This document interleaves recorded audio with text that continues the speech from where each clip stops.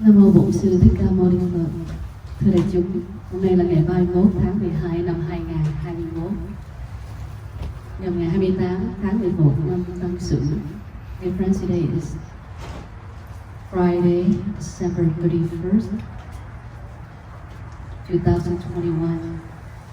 Chúng ta đang trong khóa tu lễ Dâng đèn và lễ Đức Niệm Bồ Tát Quán Thiên Âm ngày thứ ba cũng như là ngày cuối, và tối nay chúng ta sẽ làm lễ bế mạc và dâng đèn hoa đăng lên Đức Bồ Tát Quán Thiên Âm, cầu nguyện cho thế giới được bình an, những người đang tập bệnh về mau lành, những oan gia báo chướng đều được hóa giải, và thế giới mình sống được bình an và những thiên tai được hóa giải và chuyển hóa. So today is our third day of the retreat, and tonight we will do the closing retreat as we offering lamp to the Great Compassion Bodhisattva. We pray for the world peace and free from war, crime, pandemics. May those who are sick soon to recover. May who are old, someone to take care of.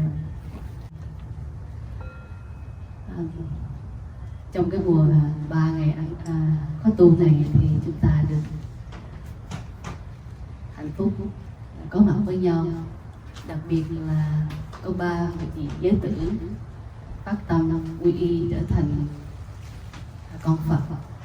Đây là hoa trái, đây là kết quả của khóa tu. Mỗi vị được quy y thành Phật tử là mỗi vị Phật tương lai.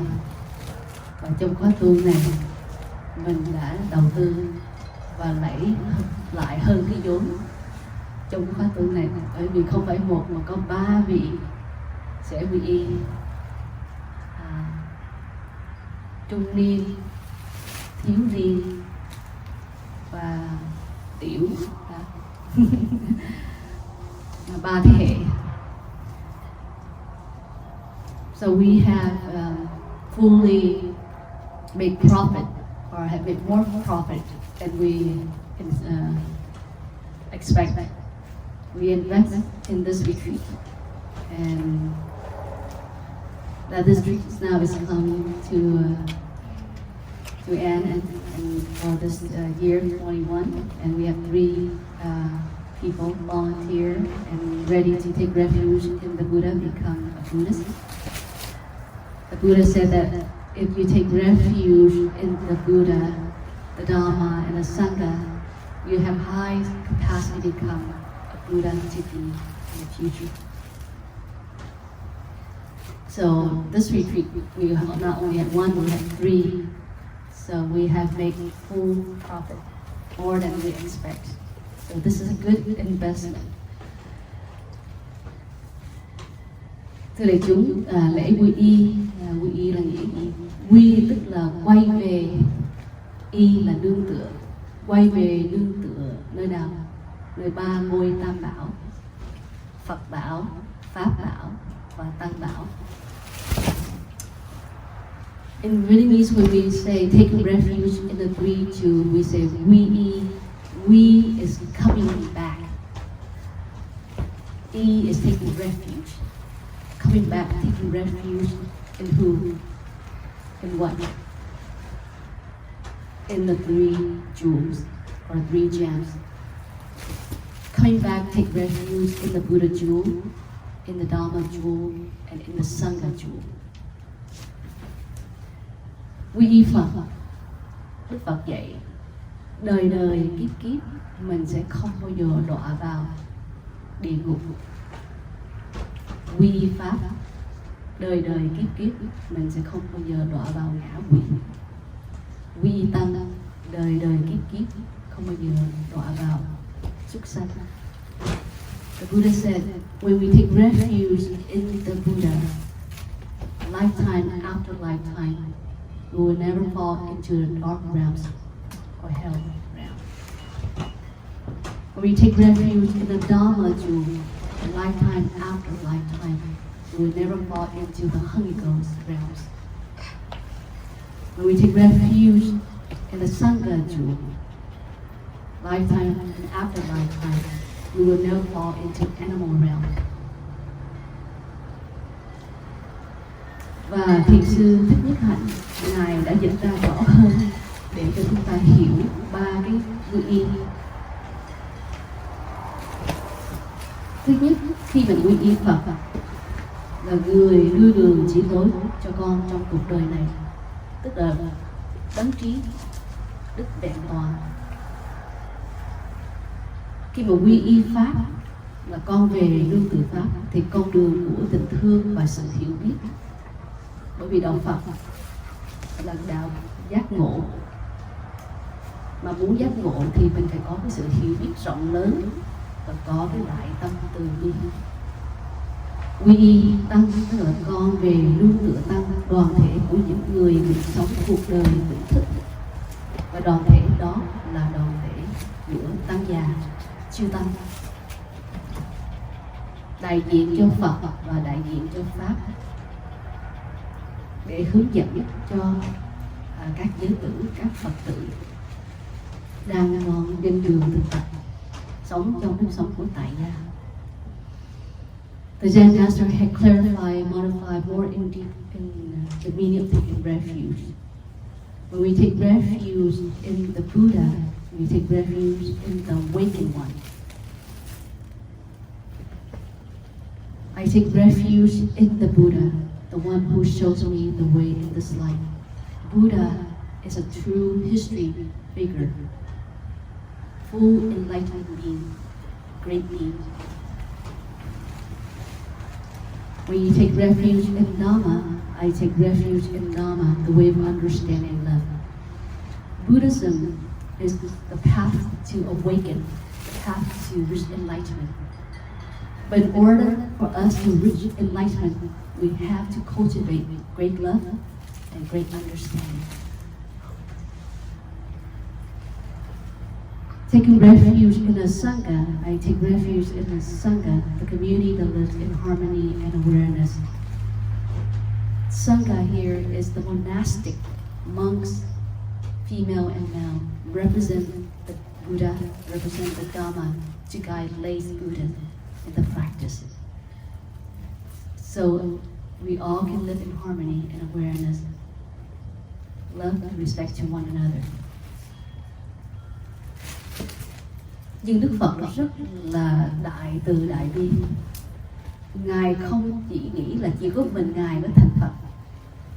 Ngài nói là mỗi chúng ta đều có cái Phật tánh, và mỗi chúng ta có khả năng trở thành Phật như là Ngài. Vì vậy đoạn thứ hai, thiền sư là Mai làm rõ ra là đã về nương tựa Phật, con đang có hướng đi sáng đẹp trong cuộc đời. Khi mình đã quy y Phật rồi, mình biết đến Đức Phật là đấng đức trí vẹn toàn, người giác ngộ toàn vẹn. Và bây giờ mình đã về lại quy y Phật, là mình thấy rõ con đường của mình. So the Zen Master described in a second refuge in the taking refuge in the Buddha, the Dharma, and Sangha, because the Buddha said that everyone has capacity to reach enlightenment, can become a Buddha, can become awakened one. And this is the great compassion of the Buddha given to all sentient beings. Give us the hope, belief, and confidence that we too have the Buddha nature. We too have the capacity to become a Buddha just like him. No other supreme, high supreme being ever said that in the history. Only Buddha has seen himself and us equal, except that he had reached enlightenment. Now he motivates us to reach enlightenment just like him. That's why in the second part of refuge, the Zen Master described as dwelling in the refuge of the Buddha, I clearly see the path of light and beauty in the world. Now that you take refuge in the Buddha and the great enlightened being, you dwell into the Buddha nature of yourself so that you can walk in the right path.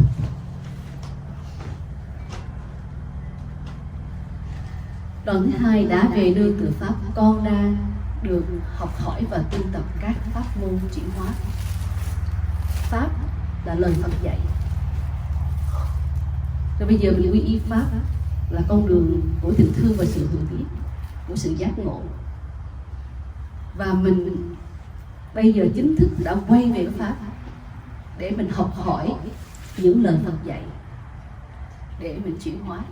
Nếu mình không có học hỏi giáo lý, mình không có tu tập thì không cách nào mình chuyển hóa những cái lỗi lầm của mình, những cái phiền não của mình, những cái khó khăn của mình.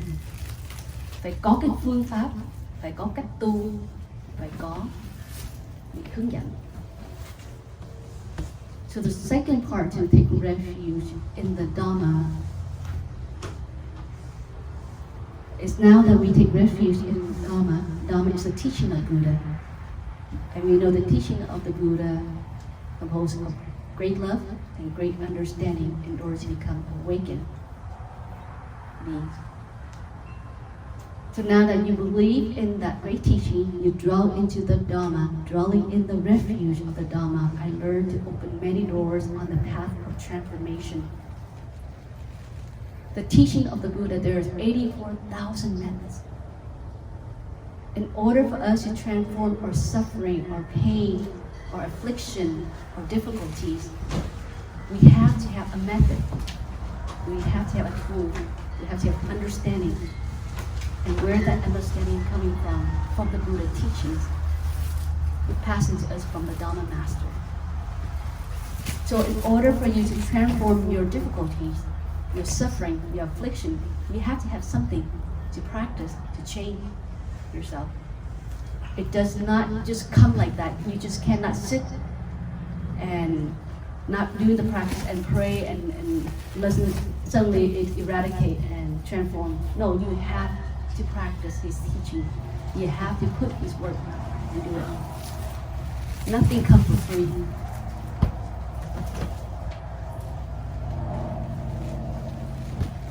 So believe that in Dharma, the teaching of Buddha, there is a lot of methods. Whatever method that can help you to overcome your suffering, your difficulty, your affliction, use that and practice to overcome. Even in the physical pain, not just mentally pain, but physical pain.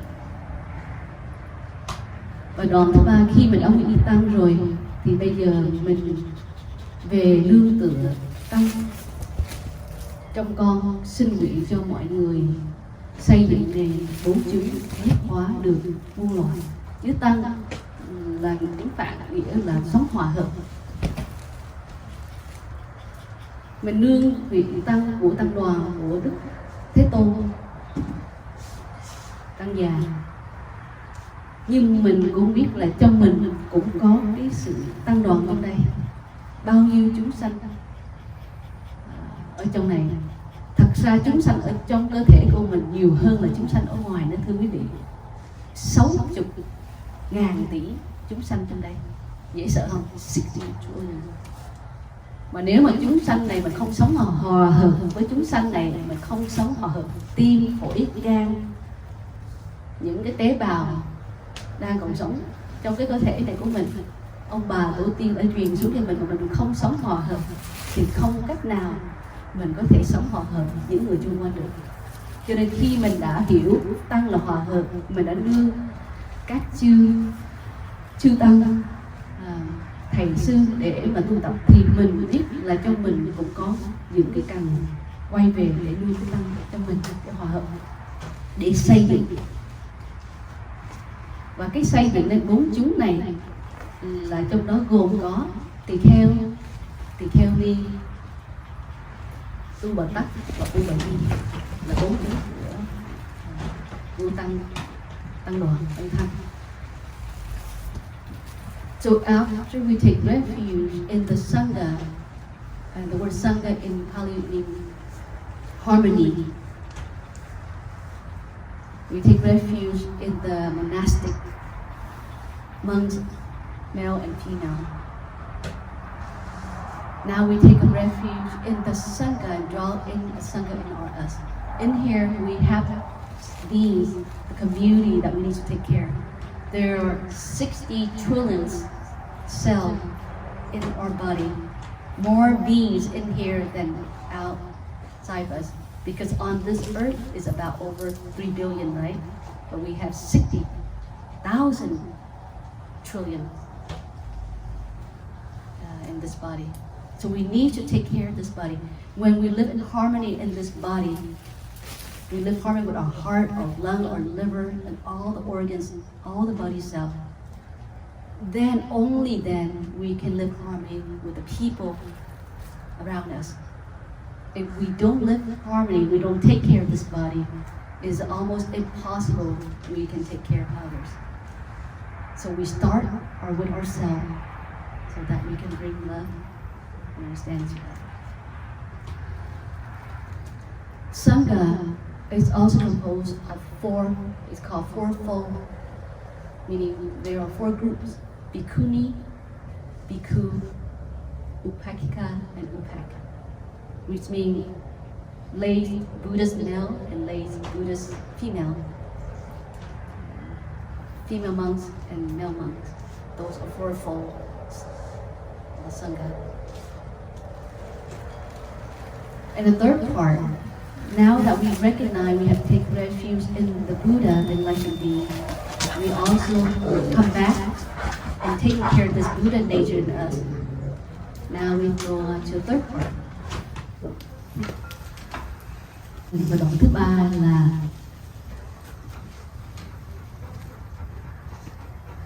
về nương Phật trong con, xin nguyện cho mọi người thể nhận được giác tính, sớm mở lòng Bồ đề. Trong đạo Phật có tự giác, giác tha với giác hạnh viên mãn. Đầu là mình phải tự giác mình trước. Mà muốn tự giác thì mình phải nương vào bậc giác ngộ, rồi để cho mình tỉnh giác, tự giác. Mà khi mình tự giác rồi đó là mình phải có bổn phận để làm cho người khác giác ngộ nữa, người khác hiểu Phật Pháp nữa, người khác hiểu tu nữa. Chứ mình không ích kỷ, mình giữ dấu của mình.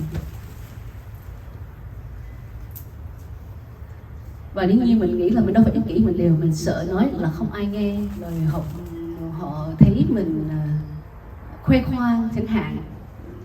Nhưng mà thưa quý vị, nếu mình nói với cái tâm một ý niệm duy nhất thôi, không phải khoe khoang và muốn cho tất cả các vị hiểu cái Phật Pháp mà tu tập, thì người khác họ cũng hiểu cái năng lượng đó của mình, không có mang tính chất của sự khoe khoang, mà còn cảm ơn mình đã chia sẻ điều đó.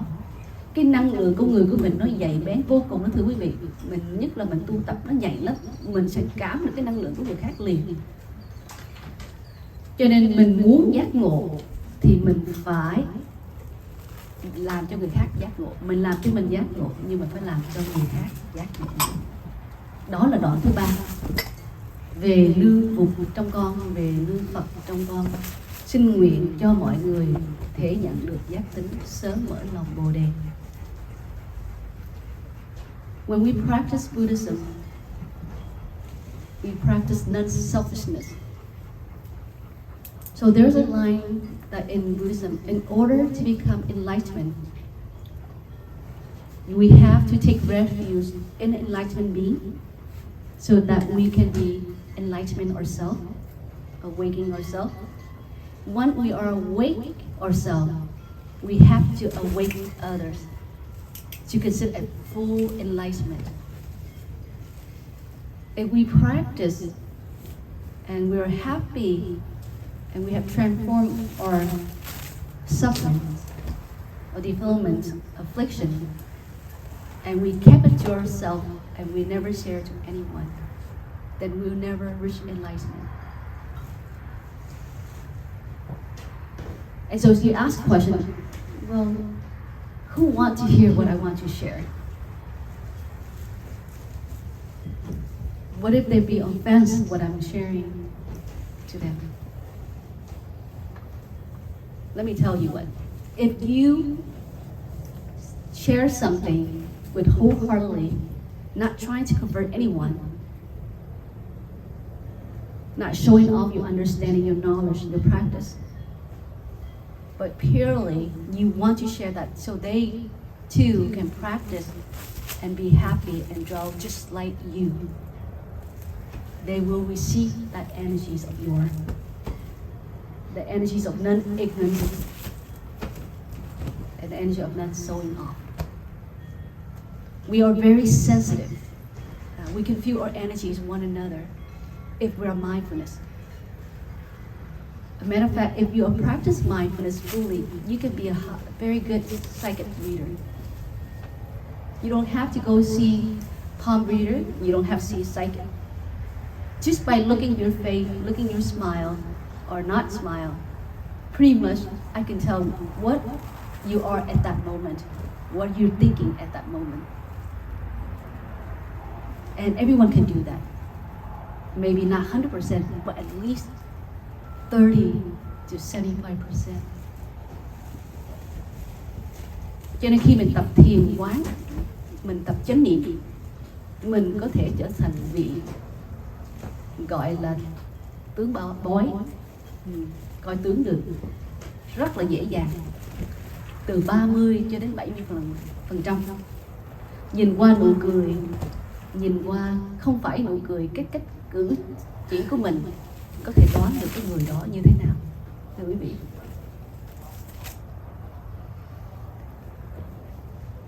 Cho nên cái đoạn thứ 3 cuối cùng là nhớ mình về nương tựa một trong mình.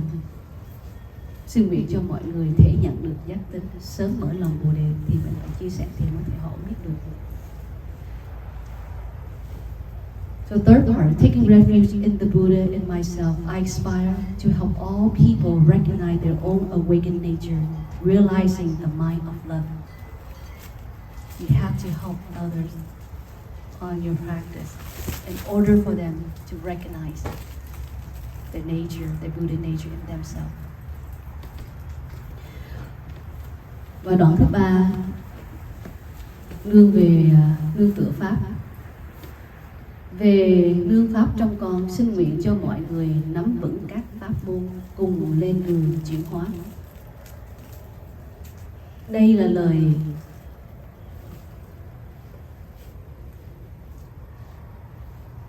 mà các tổ phải khích lệ mình. Những cái pháp môn nào mình tu, mình hành trì và mình thấy nó thích nghi cho người này thì mình nên chia sẻ. Thật sự đó, có nhiều pháp môn quá. Thì một người mà tu tập khéo léo và một người có cái sự chánh niệm đó, và may mắn được học nghe nhiều pháp thoại, đọc nhiều kinh sách, thì mình biết là cái vị này không thích pháp môn niệm Phật thì mình giới thiệu pháp môn khác cho vị đó. Nhiều pháp môn lắm thưa quý vị. Nhưng pháp môn nào thì phải có tu thiền quán. Bởi vì nếu mà tâm của mình không thanh tịnh, tâm mình không có tỉnh giác, thì mình không có sự rõ ràng, sáng suốt để hiểu cái pháp môn đó và hành trì cái pháp môn đó.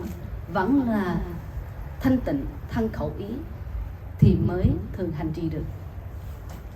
Cho nên cái căn bản nhất là mình phải hướng dẫn cho tất cả mọi người thiền. Và khi mình hướng dẫn thiền thì bảo đảm không ai sẽ phê phán và không học cả. Nhưng mà nếu bài pháp môn là phải niệm Phật đi thì có người có thể chưa sẵn sàng. Bởi vì có lẽ là họ không phải là người Việt, họ người Tây Phương. Dù họ là người Việt nhưng mà họ sinh lớn ở Mỹ. Và họ không thấy nghĩ là tại sao có thể nào mà niệm Nam Mô A Di Đà Phật mà có thể về Tây Phương thế giới cực lạc được. Nếu mình không đi sâu vào pháp môn hướng dẫn và nói về kinh Di Đà thì không cách nào họ có thể tin một cách đơn thuần như vậy được. Thì mình phải bằng cách hướng dẫn thiền và giới thiệu những kinh sách đó. Cho nên mình phải tu là phải học. Nhưng mà không học nghĩa là không phải mình bị cứng nhắc định kiến vào những cái pháp môn nào, không phải thưa quý vị. Nếu mà mình tu những lời Phật dạy mà mình bám vào cái phương pháp đó không thì cũng không có được, mình cũng không thể giải thoát được. So the third part, taking refuge in the Dharma, is taking refuge in the Dharma in myself. I aspire to help all people fully master the way of practice and walk together on the path of liberation. The Buddha had 84,000 methods. There's a lot of wonderful teaching, but not every teaching fit to everyone. So this method might be applied to you, but not applied to other person. So you have to be very skillful of sharing your method, your practice. But whatever the method or whatever the practice you are practicing, meditation is the foundation of all the practice, based on the 4 establishment mindfulness sutra. You have to know how to practice meditation, because practice of meditation is to stop and looking within. When we are not stopping and we are not looking within ourselves, we cannot understand. And when we cannot understand, we cannot love others, cannot love ourselves. So to stop and to reflect in ourselves is the way to heal this body, this mind, so that we have the clear insight, right understanding, right view. And when you share with the practice of meditation, any age, any culture, or nationality, or faith or belief, everyone will welcome the practice of meditation. Because meditation had been before the Buddha time, but the Buddha had modified more in depth in the practice of meditation. And therefore everyone, when they say, listen, when they hear the word meditation, they automatically think of Buddhism. It's because the Buddha had overcome all the stages of meditation and was enlightenment. So the meditation master before him, he had mastered that stage. So you would guide the meditation, and you can introduce other method, but you have to learn and understand well in order for you to share anyone. But the idea of practice Buddhism, we will never discriminate any method at all, because all of that is the teaching of Buddha. So we cannot say, oh, this method is better than other method. By saying that you are being fixed-minded, you have been stick into one view of your own, and that you think this is the right, but there is, in the practice, there is no right and wrong. It's just the level of your understanding and the level of your practice.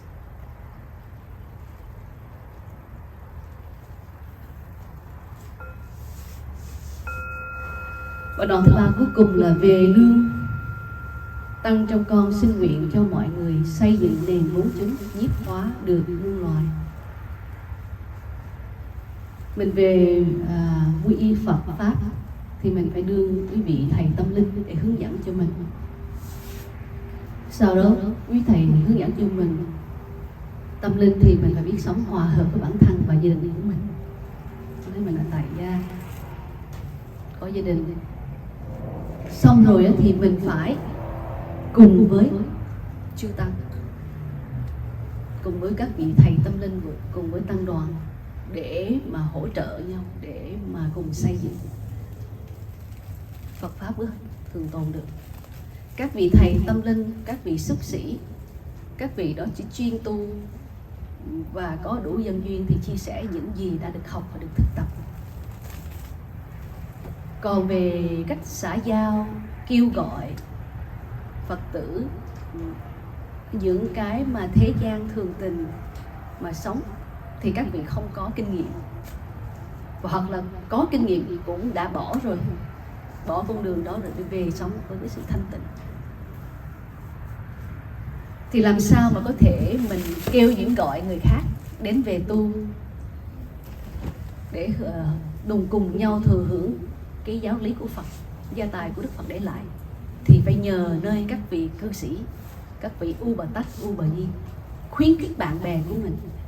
Có những cái tổ chức hay lắm thưa quý vị, là mỗi Phật tử ở trong cái tổ chức đó thì phải kêu gọi 10 cho đến 20 vị về vào tới đạo tràng ở tu. Việt Nam có cái hay chỗ đó, phải có trách nhiệm như vậy. Cho nên quý vị Việt Nam mà thấy những cái tổ chức nó rất là lớn, Phật tử đến rất là đông, dĩ nhiên các vị giảng sư đó là tài hoa giỏi ấn rồi không nói rồi, nhưng phải cần các Phật tử kêu gọi nữa. Có những hòa thượng rất là giỏi, quý vị cứ chưa thấy đâu, mà khi mà giảng không ai biết đến tới hòa thượng đó tới. Có vị tu rất là chân tu lắm, nhưng mà có những vị quý vị thậm chí quý vị ở đây cũng không biết vị nào vị đó nữa. Thì những cái chuyện việc như vậy thì phải nhờ nơi các Phật tử, nhờ các cư sĩ nam nữ, cận sự nam cận sự nữ kêu gọi bạn bè mình tới tu. Đừng có sợ là làm phiền người ta. Mình có quyền gọi là mời, họ có quyền nhận cái lời mời đó hay là họ từ chối, đó là cái quyền họ. Nhưng ít nhất mình đã đóng góp được 50% công đức kêu gọi. Còn họ đến hay không đó là quyền của họ. Nhưng mà mình không làm điều đó thì sao biết được hay là không được, thưa quý vị.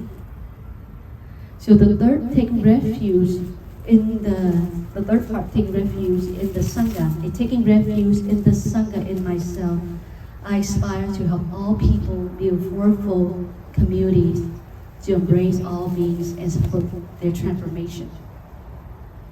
So when we take refuge in the Sangha first part, we take refuge in the monastic, the monks, the female and male. And then the second part, we take refuge in the Sangha, taking care of this body so we can live in harmony with ourselves and the people around us. Now that we are ready as a Sangha of ourselves, as the Sanghas represent our community, we need to invite friends to come into our community to practice. Because this community is the practice of awakening and love and understanding.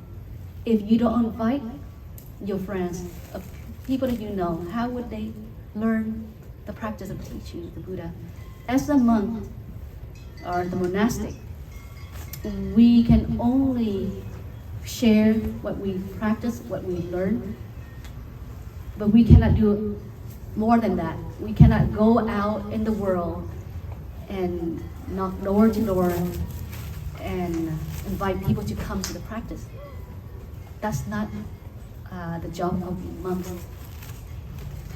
We have the responsibility to take care of ourselves and responsibility to share other. One, we have the condition when we have the destiny and fate to meet someone and to share the practice. But we need the lazy Buddhists, male and female, to help doing that part. You are skillful in socialize with other people, knowing more people, and invite your friend to come to the practice. And we need you to do that part. Because if you don't invite, nobody would come and listen. I have known a lot of great Zen masters that people don't know them at all. Because there was no invitation from the lay Buddhists to invite to come to listen to the Zen master. So some of the Zen master can be very profound, very enlightenment one in their practice. But a lot of people might not know because no one know him or her and have not, therefore cannot invite anyone, or if he or she might know but don't want to invite, or feel like if I invite someone to come to the monastery to meet this Dharma master, what do they think? You know, they might be offended by it, they might not like it, and so we're shy of our invitation to others. So your responsibility is to invite people to the retreat, to the monastery that you know, that had practice, that had a community, that had monks, the Dharma master shared the practice. Your responsibility is to invite them. Don't be shy inviting someone. You have the responsibility to invite, whether they like it or not, that's their choice. At least you earn 50% of the merit that you did the invitation. And the other 50% is up to them whether they want it or not. But you have to invite. So those are the 3 refuges that you need to clearly understand and apply into these 3 jewels so that you can always take a refuge in Buddha, drawing into the Buddha, and coming back to the Buddha of yourself. Same as with Dharma, Sangha. Take a refuge in Dharma, take a refuge in Sangha, drawing in refuge of Dharma, drawing in refuge of Sangha, and coming back to your Dharma, and coming back to your Sangha. Như vậy khi mà quý vị đã quy y Phật, quy y Pháp, quy y Tăng thì quý vị biết rồi, quy y Phật. Sau đó mình phải kiếm Phật tánh trong mình và đem cái Phật tánh đó chia sẻ với những người khác. Quy y Pháp, quy y Tăng cũng như vậy. Khi mình đã quy y Pháp, đã quy y Tăng thì mình trở về thấy Pháp và thấy Tăng trong mình. Rồi sau đó đem Pháp và đem Tăng để chia sẻ với những người xung quanh mình. Thế đó đúng mới là Phật tử chân chánh. And if you can do that, you are truly a Buddhist. So in our Asian culture, you can be Buddhist, but you might never take refuge in the Buddha and Dharma Sangha. See, that is just a shell only. There's nothing in the shell. Nothing in this nut. Mình có thể nói là mình là Phật tử, nhưng mình không có hành trì thì mình là cái vỏ ngoài thôi, chứ không có ruột ở trong gì cả, trong ruột trống rỗng. Bởi vì đạo Phật cũng như mình nói đó, là đạo ông bà đầu tiên mấy trong cái truyền thống của mình họ cho như vậy. Ông bà mình theo đạo Phật thì mình theo thôi, chứ có nhiều người nói đạo Phật nhưng mà chưa từng quy y Phật Pháp Tăng, hoặc là có quy y Phật Pháp Tăng là cũng chưa thực tập đúng như là lời Phật dạy.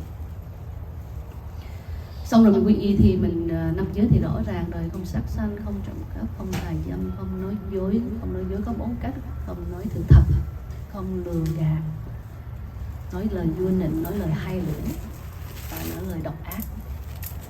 Sau đó thì không có dùng rượu bia, nhưng mà ngày nay thì có những cái độc tố, nhiều độc tố lắm. Thời Đức Phật thì có rượu là không được uống rượu, cái những chất gì men ở trong đó là mình say thì uống.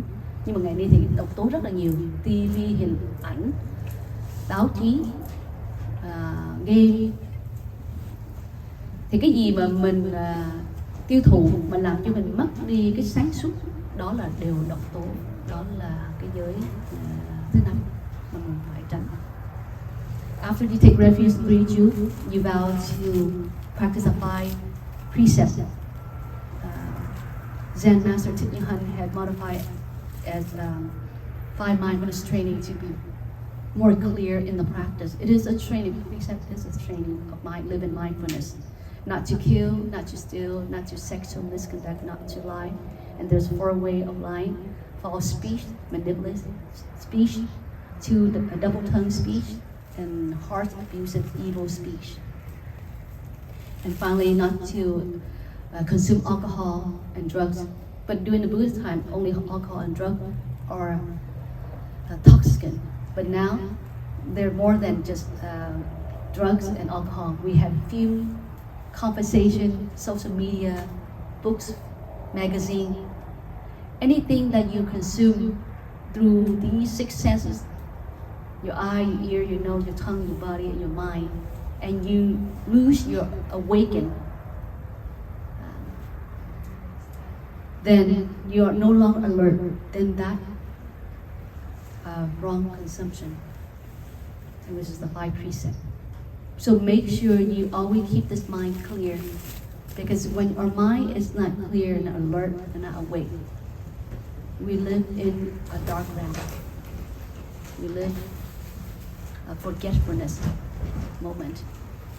Khi mình không tỉnh giác, mình thiếu chánh niệm là mình sống trong địa ngục ngạ quỷ, tối tăm, thất vọng. Thì Đức Phật dạy mình mà giữ mỗi giới như vậy là mình có 5 vị hộ pháp, thưa quý vị. Quý vị Phật tử giữ 5 giới thì mình có tất cả 25 hộ pháp. The Buddha said each precept we keep, we practice, we have 5 Dharma protectors. For the late Buddhists, there's 5 precepts. And so if you keep and you practice fully these 5 precepts, you have 25 protectors. Cho nên đạo Phật, Đức Phật hay không có ai trừng phạt mình cả. Chỉ có mình trừng phạt mình, chỉ có nghiệp mình tạo trừng phạt mình. In Buddhism, nobody punishes you, but only yourself, your action, that you break these 5 precepts. Now, whether you're Buddhist or not Buddhist, these 5 precepts are universal law. If you want to live in happiness, loving kindness, understanding, awakening life, mindfulness, then you have to practice these 5 precepts. Because these 5 precepts is like an ethics, virtue, moral, value. 5 giới này dù quý vị không phải Phật tử hay không phải Phật tử thì cũng phải giữ thôi. Tại 5 giới này là 5 giới của đạo đức. Cho nên mình có phải Phật tử không phải thì mình cũng phải giữ thôi. Nếu mình muốn sống hạnh phúc, nếu mình có cái sự hiểu biết sâu rộng, có lòng từ bi thì mình cũng phải giữ 5 giới này. Chứ không phải đợi khi mình thành Phật tử mới giữ 5 giới. Điều khi mình trở thành Phật tử thì mình có cái trách nhiệm, mình có cái sự gắn bó với cái Quy Y Ngôi Tam Bảo đó. Cho nên nó không có cho phép mình sống thất niệm. Tại vì mình nhớ mình đã Quy Y rồi, cho nên cái lợi lạc là Quy Y là nơi chỗ đó. Nó không có cho mình thất niệm, không cho mình làm sai trái để làm cái giới đó. Nhưng mà nếu nhiều mình nói mình không Quy Y đi để mình sống thoải mái thì mình sẽ vô tình làm cho mình tạo thêm nghiệp hơn nữa. Bởi vì không có gì để nhắc nhở mình. Tôi đâu phải Phật tử đâu, tôi đâu bao giờ Quy Y Pháp Gia Tăng. Nhưng mà đâu có biết cái giới đó là giới của đạo đức, đâu phải đợi tới Quy Y mình phải giữ. Mình không giữ thì mình là người tổn thương cho mình thôi, mình sẽ bị người mất mát. So these 5 precepts is a moral standard. It's ethics, it's a principle of life. So someone might say, I'm not a Buddhist, so I don't have to keep this 5 precepts. Well, if you break these precepts, whether you're Buddhist or not Buddhist, you are harming yourself and you are harming others. Killing beings, stealing someone's stuff, living a misconduct life, lying, manipulate, gossip, double tongue speech, disharmony speech, harsh abusive word, consuming wrong diet, wrong items through these 6 senses organs of yours. You're harming yourself and you're harming others. So whether you're Buddhist or not, you still have to pay the consequences of breaking these precepts. Although the advantage as being a Buddhist, you will recognize that I am a Buddhist. I have taken refuge in a 3 jewel in front of the monks, the masters. And the Buddha, the Dharma, Sangha had witnessed my ceremony. So therefore, I have the responsibility to live by it. So there's always back here giving you, awakening you to not breaking the precept. That's advantage of being a Buddhist. There's always something to remind you that, hey, I'm a Buddhist and I shouldn't do this. But let's say you're not Buddhist and, I'm not Buddhist, so I don't care. I can steal, I can kill beings, even a tiny being like an insect. I can consume whatever diet I want. I can play gambling. I can consume whatever items that I think is fulfill my desire, my craving. Well, get what? Who will be suffer? Yourself. You still have to pay your action, right? When you're gambling, you will lose the money. Even though that little money that you say, I have a limit. But then let's say you spend that time doing something else, it's more valuable than going into that area casino. But who knows? This moment you might not be addicted to it. The next moment you can be addicted to that gambling. And that happened. Có những vị nói là chơi cờ bạc đâu có sao đâu, tôi biết tôi sẽ không ghiền. cho chút xíu thôi, và có cái số lượng thì cho đàng hoàng, tức là mình cho 100 đồng thôi.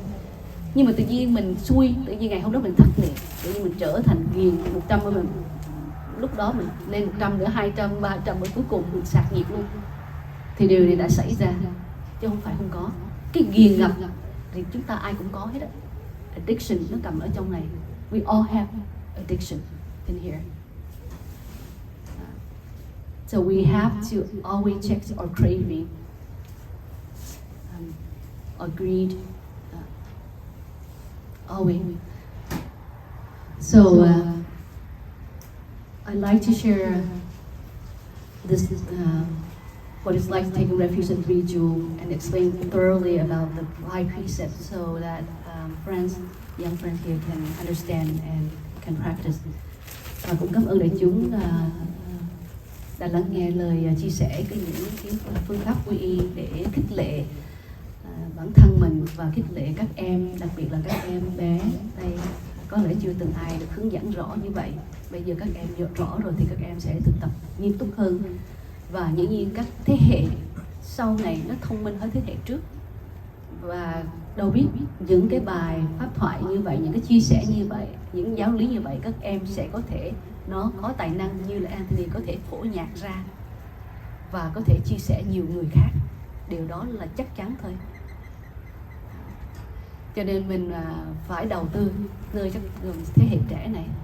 The young generation is smarter than the other generation. I like to say that, and it should be like that. And if it's not like that, then we are doing something wrong. Phải không? Nếu mà thế hệ trẻ mà không thông minh là lỗi thế hệ già như mình không làm bổn phận. Cho nên đương nhiên cái thế hệ trẻ là phải thông minh hơn thế hệ già rồi.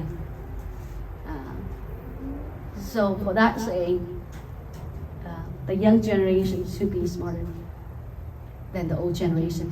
And if that's not right, then we should be the ones to blame, not doing the right thing. And so when I share this talk on the three jewels or on Dharma, if you understand music like Anthony, who knows, he might compose a song full with Dharma words. And people who listen to that wonderful lyrics, you help that person to awaken. We like music. We all like music. But if we don't have the right music to listen, then that can damage to our way of thinking. So I hope that more profound, more rich word in the lyrics, in the music will be composed by the young generation like you, Anthony.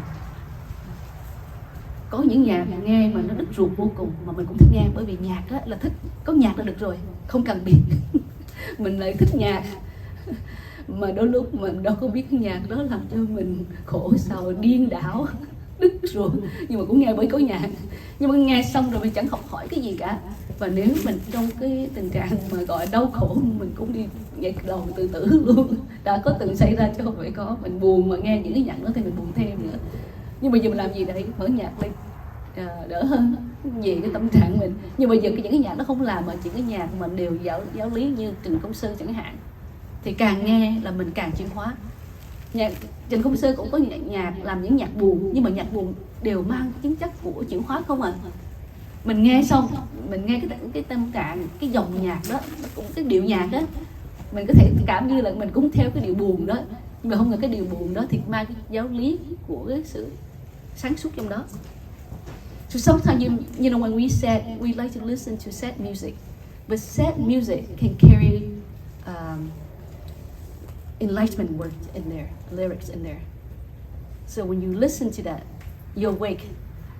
Some of the music that is so sad and so sorrow that you can, when you listen it, you just draw into that dark realms of yourself, because that music is pushing you downward. And I have read article that people who listen to those kind of music when they are in very sad sadness, they actually commit suicide after listening to those kind of music. that happen. So whether it's sad music or excitement music, a pop music, whatever, but make sure it's carry a wonderful words in those lyrics so people can listen and awake. Xin cảm ơn đại chúng đã lắng nghe. Thank you for listening, and let us stand up and offer incense as we begin the ceremony for taking refuge. Xin mời đại chúng mình niệm hương bạch Phật để làm lễ quy y.